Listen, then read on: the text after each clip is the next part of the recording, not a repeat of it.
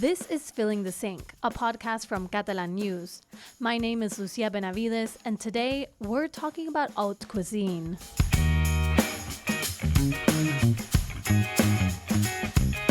Catalonia has the most amount of Michelin stars in all of Spain, with a whopping 70.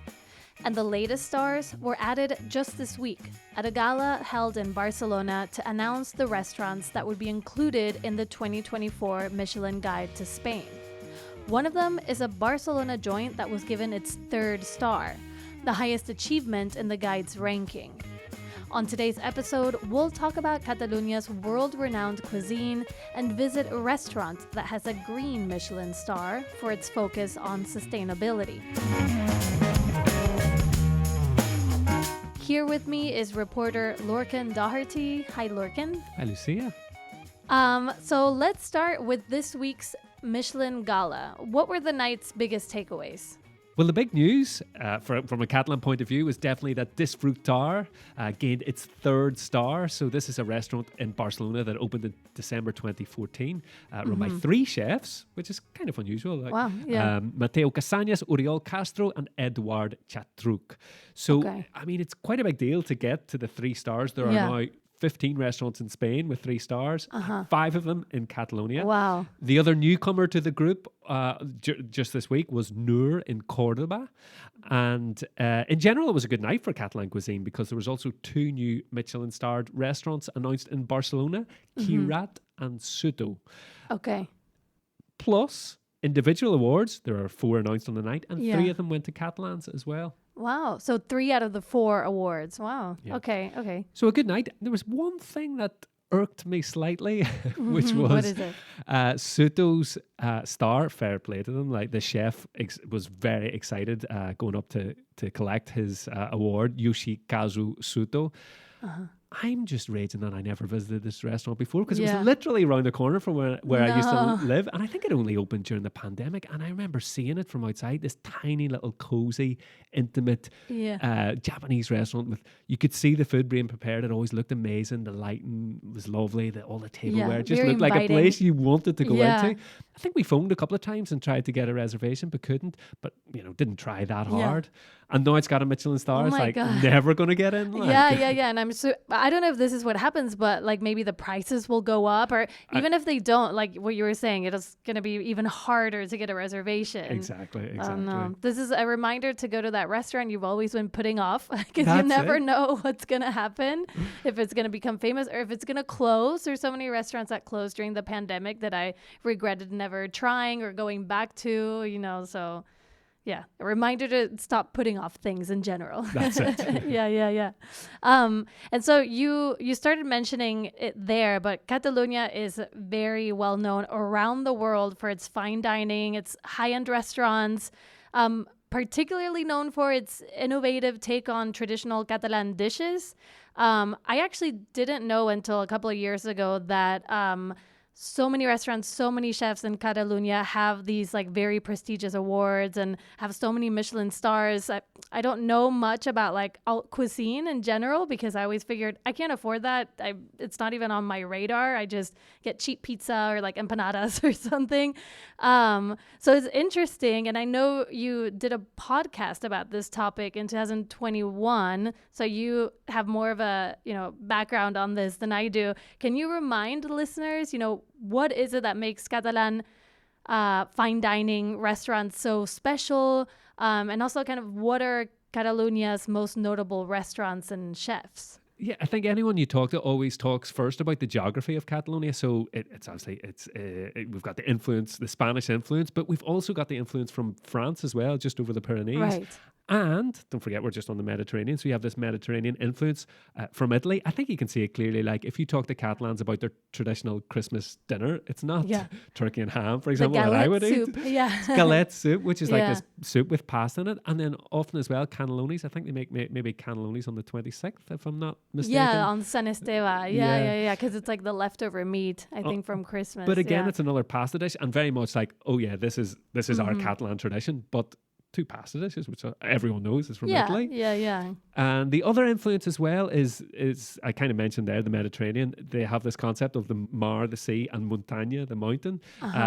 So you've got, they actually have like dishes where they mix kind of surf and turf style. So you have a mix. There's a very famous dish from one of the restaurants that has 3 stars, El Celler de Can Roca, which back in the 90s did this chicken mixed with prawn. And it was like, you know, Wow. you see on their website, it's like, this is one of our signature dishes. Or you might see meatballs with squid or with cuttlefish.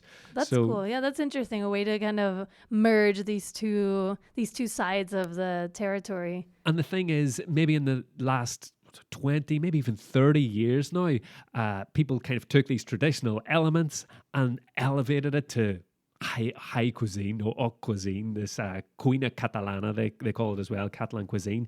El Bulli is undoubtedly the most famous name when it comes to this approach. Like, they talk about a scientific approach to cooking and molecular cuisine. It made international waves, about 20 years ago. And it was a restaurant in... It was up in the Costa Brava, okay, in one of those little calas up there. Yeah. Beautiful location as well, which doesn't do any I can harm. imagine. Yeah. It's closed as a restaurant now, but I mean, the chef Ferran Adrià is still very active in kind of other projects. They have a foundation. And he was actually one of the only names I knew whenever someone asked me about Catalan cuisine. I was like, I know him and his brother, Albert Adrià. He has a restaurant here in Barcelona with 1 Michelin star. And they've had a big influence as well. When you talk to younger chefs now, they've maybe done apprenticeships or worked in these restaurants. And now that's kind of influenced maybe all the Catalan cuisine that we see happening. And maybe that's why we're seeing so many new Michelin stars. And the Michelin Guide to Spain, there's such a big influence from Catalonia. Yeah. You mentioned we did a podcast a few years ago. Yeah. And one person that we spoke to was Carmen Ruscalleda, a woman, which I have to say is very rare in this world of top chefs and stuff. Yeah. Very well-known figure in Catalonia, a bit of a TV personality as well. Yeah. Again, her restaurant closed in 2019. She has a restaurant in Japan, but she's definitely still one of the really influential figures. Yeah. So, Lorcan, you mentioned not being able to go to Suto earlier, the Japanese restaurant that just got its first Michelin star. Have you ever been to any other restaurants, like pre-Michelin stars or post-Michelin stars? Because, for example, I haven't gone to any. I haven't in Catalonia still. I really must. But when I lived in Belfast, I went to a restaurant which got a star just a few months after I went. So I guess... So you ate the food that was judged to give the star. I mean, not my favorite restaurant in Belfast, but anyway, it was obviously great. But you know, maybe not my favorite place to go to, if you know what I mean. Yeah. I mean, it's subjective at the end of the day. Yeah. And we also had the caterers for our wedding. They have a restaurant that has a Michelin star as well. Oh, wow. So, I mean, that was amazing. That was in Galicia. So that's great. I mean, if you're going to splurge, it should be on your wedding or your birthday or something special. Yeah. And for this podcast, I did visit a restaurant. I didn't get to sample any of the food there. No. I know. But I saw it being prepared and it looked amazing. This is Somiatruites in Igualada. It has a green Michelin star and it's also in the Michelin Guide with a bib gourmand. So I should probably explain what those things are. First of all, a green Michelin star is for any restaurant in the Michelin Guide that has a particular focus on sustainability. Michelin said that there isn't a specific formula for awarding a Michelin Green Star because every restaurant and every region is different in different conditions, but they're basically looking for things like the provenance of ingredients, using seasonal produce, the environmental footprint of the restaurant, waste disposal and things like that as well. Yeah, and also communicating to the guests when you go to eat about the kind of sustainability practice or where the food comes from, that kind of thing also influences it That's as well. great. Yeah. The customer should know what they're eating and And the bib gourmand thing I mentioned, they say it's not quite a star, but most definitely not a consolation prize. So it's given to restaurants that they say is really good, friendly restaurants that serve good food at moderate prices. So maybe if you're thinking, I can't afford to go to a Michelin restaurant, check out the bib gourmand ones. I'm definitely going to look at that list. Yeah. and Bib, named after Bibendum, the Michelin man, has a name. He has a name. I didn't know Wow. that. I just thought he was the Michelin man. That's Exactly. it. No name Michelin man. So in order to qualify for the Green Michelin star, you have to have one of these two. Yeah, The either a Bib star. Gourmand Yeah, exactly. or a star already. And in this case, this restaurant has the Bib Gourmand because its philosophy is also kind of affordable food, you know. We'll hear now David Andres, who I went to speak to. He also works at Via Beneto, which is like a classic Barcelona restaurant that has one Michelin star, favourite of Salvador Dali's, apparently. Oh, wow.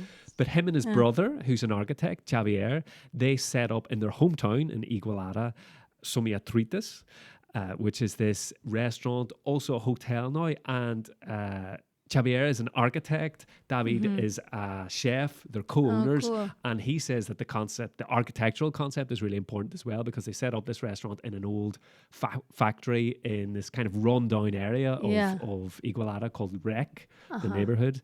And it's in an old tanning factory. So they have of hints of that, you know, as you go So they around. Maintained the initial essence of the place. Yeah, it's like that kind of industrial aesthetic, that's a lot of cool. brickwork and metal and even these, you can see like leather as well and stuff hanging from the ceiling and things like that. That Very sounds cool super place. interesting. Well, let's hear a bit about your visit there.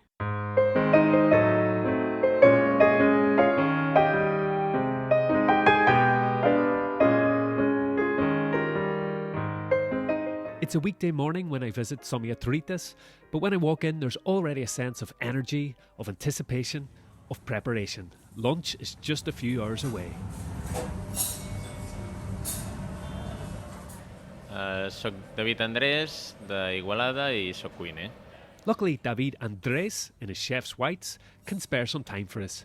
He's in his mid-30s, chatty, and wears his achievements lightly. Michelin star, 3 times winner of Best Young Chef in Spain and Portugal. Is that what he imagined growing up in Igualada? T'asseguro que no, perquè fins als 20... He assures me that no, he was in fact the world's most useless person in the kitchen until he was 20. He'd never cooked in his life. So what happened? Què va passar? Pues mira, suposo que quan tens 20 anys ets una mica inconscient i no saps massa... At first, he followed in the footsteps of his older brother Xavier, studying architecture. He liked it, but it wasn't the perfect fit. David said he searched for something a little more restless, more artistic. He found the kitchen and fell in love. The Michelin Guide 2024 has once again awarded the restaurant the Bib Gourmand and a Green Star for sustainability. Bueno, sostenibilitat és aplicar la lògica a la cuina, no? Perquè... Sustainability is applying logic to cooking, David tells me. Now they give out medals for it. It's like we're reinventing the wheel. But what we're doing is the most normal thing in the world, he says. What my grandmother did all her life. Eat what the vegetable garden produces each season, eat healthy things, locally produced. It's very logical, really. What we were doing for the last 30 years was probably not normal, he says, but now we're returning to what was normal for 2,000 years. Somiatruites is a family affair. David's wife is also a chef, bringing ideas and approaches from her native Chinese cuisine to this Catalan kitchen. And Xavier, co-owner with David, is the architect who converted this 19th century tannery into first a restaurant in 2013 and then a hotel. I després de 5 anys de tenir restaurant vam... The hotel opened 5 years after the restaurant, David says, applying these values of sustainability. Instead of making a roof with artificial insulation, we made a natural covering with soil and a vegetable garden.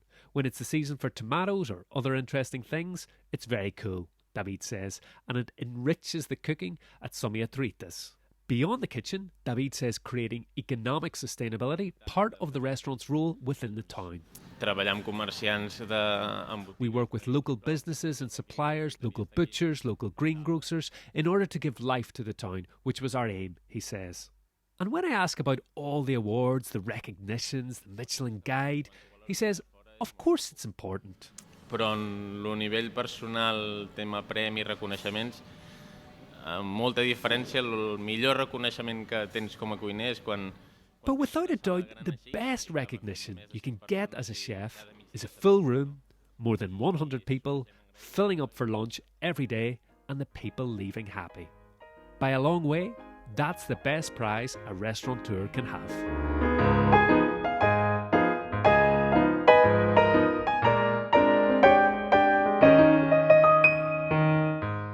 Thank you to David Andres for speaking with us. So I found it really interesting what he said about this idea of going back to how grandma did things, because, I'm sure you see it. I've noticed this, in the last 10 years or so of cooking trends that, once upon a time were just what you did. Like, it was like, now it's like, this new thing of like, I grew tomatoes in my backyard. And, back in the day, I was like, yeah, that's what you do. It's not a new thing. And it's interesting how maybe some restaurants are selling it as innovative, but actually it's just going back to how it was. Yeah. We've come around full circle. Yeah. I know sustainability is such a buzzword, isn't it? Not For just sure. in food, but in everything. Or organic. Like Yeah. things that are organic. It's like, well, it is literally a fruit or vegetable. Like it cannot be. Like it is organic. Yeah. Yeah, and talking to David, that's exactly what he was saying. He was just like, it's just logical. It's logical. It's what my granny used to do. Yeah. And the result is good food at the end of it. Yeah. One thing I really like about the restaurant, which I didn't mention there, was the name Somiatruites. Do you know what it means? I mean, I know tritas means tortilla. Tortilla in Spanish. Yeah, tortilla. Or like, omelette in English. Yeah, exactly. Somia is like dream, so it's like Okay. omelette dreamer or something. But it's a word that exists in Catalan for basically a dreamer. If you're a dreamer, a bit of a daydreamer, or if you've got big grand plans that seem impossible, someone might call you a Somiatruites. So if you may say that I'm a dreamer, maybe I'm a dreamer, John Lennon. Maybe I'm not the only one, right? Yeah, but you have to be specifically dreaming of. No, it doesn't have to be related omelets. to omelets or anything. No, but he said they chose the name because it was a bit of a dream project for them, and they were doing something a bit crazy because this was like quite a big space in a like semi-abandoned part of Igualada, which isn't Barcelona either. So they took a big risk. Yeah. And so he said, we were dreamers, and obviously the fact that it has trita in the name as well, which is a food reference, right? And very kind of like grandma food, exactly. Right? Like it's like what your Catalan grandma makes for you. But he said eggs for him because they have an egg in their logo as well with wings, which is kind of Somiatruites as well. That's funny. And he said eggs for him are magic, and I thought that was really funny because I would never think eggs Right. are magic. Yeah. Like it just shows you the mindset of a chef. Like, he's like, so you can do so many things with this. Yeah, it's true. It's a basic food product, and maybe you just kind of take it for granted, but it's very useful. Yeah. You can eat it in many different ways. I mostly bake. I don't really cook. My boyfriend is the one that does all the cooking, and I do all the baking, and I use eggs all the time. And They're magic. They're magic. Yeah. Something we haven't mentioned yet, which is somewhat related to Catalan cuisine, is the high praise that bars, specifically cocktail bars in Barcelona, have gotten. And actually, we have a special guest to talk about this, who I didn't mention at the beginning of this podcast. His name is Killian Shields. You may have heard his voice before. He's a reporter Once here. or twice. Yeah. Reporter and seemingly the bar correspondent. Exactly. Lorcan and I were like, we need somebody else who can talk about this. So I understand that some bars in Barcelona have been awarded Best Bar by a group called 50 Best Bars. Exactly, yeah. Barcelona's home to the winner of that list this year and also last year, two separate establishments. Okay. So Sips has the title this year, this lovely trendy cocktail bar up in Eixample, and Paradiso got it last year, but that's fallen all the way down to fourth in the list this year. So only the fourth best bar in the world, unfortunately. That's what I was going to ask. It's the 50 best bars in the world. Yes, exactly. Okay. Yeah. Okay, wow. That's they're both very good. I've been to both as a patron before, and it's fantastic. What's really striking to me is, I suppose, like you're getting such a high quality product, absolutely. But in both of them, the prices I think are pretty fair, pretty like standard cocktail price that you can get in a very regular, very meh kind of place as well. Yeah. So it's pretty cool. But the flip side of that is obviously they don't take reservations. You could well end up waiting quite a long time outside because they're packed, obviously I popular imagine. places. Yeah. Yeah. And in that list of 50 best bars, are there any other bars that are in Barcelona or other parts of Catalonia, or is it just these two? Just these two for Okay. this year. Last Okay. year there was another one, Two Schmucks, was ranked number 7. Oh yeah, But I've been it's- there actually. Oh, I very didn't good, very realize good. it was a fancy cocktail bar. Well, they call it a 5-star dive bar. So while the product is Interesting. good, they Uh-huh. like to be a bit more grungy, a bit more gritty, a It's bit in more down Raval, to so earth. maybe that's Exactly, grunge yeah, enough yeah. for them. Yeah. But it's actually not on the list this year whatsoever. So Okay. I don't know what happened there, but I think it was pretty new. It opened like right around 2 or 3 after years the ago. pandemic. Yeah, Yeah, about that. Yeah. Mm-hmm. So, Killian, you mentioned you've been to both of these bars that were listed number 1 as a patron. I've been to Two Schmucks, which I just found out was on the list last year. And so I'm imagining, I've never been to these bars you've been to, so I'm imagining kind of a similar ambience as Two Schmucks, which is very kind of Instagrammy, like bright colors, and like, you know, the layout is very kind of minimalist, but also very trendy. I don't know if To be honest with Yeah. you, I think Two Schmucks is a bit of an outlier in this list. Uh-huh. Like I said, it's 5-star dive bar, they say. Right. These other ones are they're a bit more comfortable. They're a bit more upmarket, perhaps. Mm-hmm. A much more dimmer lighting scheme they have going on, but the cocktails themselves are very Instagrammable. That is Yeah. for sure. In what sense? So the presentation is clearly very important Okay. for these rankings, for these lists. And I actually spoke to one of the founders of Seeps last year. We interviewed them for a podcast when the previous list came out last year. And that was before they had gotten number 1. They were number 3 last year. Oh, they were So, number 3. yeah, Okay, exactly. that makes sense. So he was explaining to me that the glassware they have is absolutely extraordinary. They're made specifically for the cocktail that they come in. Wow. They're not random pieces. They've paid an artisan glass blower, Ferran Collado, to make them. Wow. And just to give you a bit of a deal. flavor of what they're like, they've got one cocktail, a signature cocktail they have there. It's called Crypta. So this is served in something that resembles like a giant Easter egg, presented on a stand. And they've got 3 holes at the top of the egg for herbs to be inserted in, which enhances the aroma of the drink. So it's this Wow. whole big kind of presentation that you're gifted. The idea is basically you put your entire face into the much larger hole in Really? the egg, and You inhale it, I guess, first. essentially, yeah, like the idea is your nose is giving information about the aromas at the same time as your taste palates on your tongue. Yeah. So you're sort of getting this double stimulation of the drink that you smell as well. You're basically inside the glass. Yeah, It's- It's very You interesting. bathe in the drink. Yeah. Maybe that's the next like famous drink that they'll have. It's Exactly, it's yeah. kind of the conceptual approach that you see in Michelin star restaurants as well. Very I was much so. thinking that too, like Very the much. presentation Yeah. and yeah. Give me a €1.50 Canya any day of the week. That's it, yeah. I A agree. can off the lads on the street. Or vermouth. I'm more of a vermouth gal.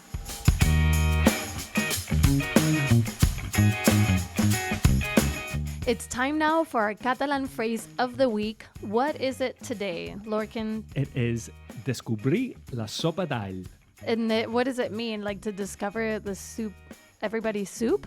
It means to discover garlic soup. Oh, garlic. I was thinking al as in English. All. Yeah. To discover garlic soup. Yeah. And what it means, I couldn't think of a really good English translation. I suppose the closest was, it's like we're trying to reinvent the wheel. I've never heard that phrase either. I know. No. But I understand though what you're getting at. Like it's like it sounds like they're doing something innovative, but they're not. Yeah, like we're doing, Yeah. like you're making something new, but it's already existed for years, Yeah, decades, yeah. centuries, or whatever.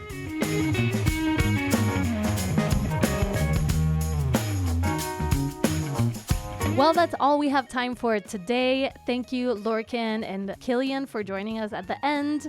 Thank you to David Andres for speaking with us.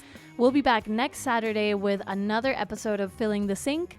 In the meantime, you can catch us on social media or email us at fillingthesink@acn.cat. On behalf of the entire team here at Catalan News, I'm Lucía Benavides, wishing you a wonderful weekend. Goodbye, ciao, adeu, and bon profit.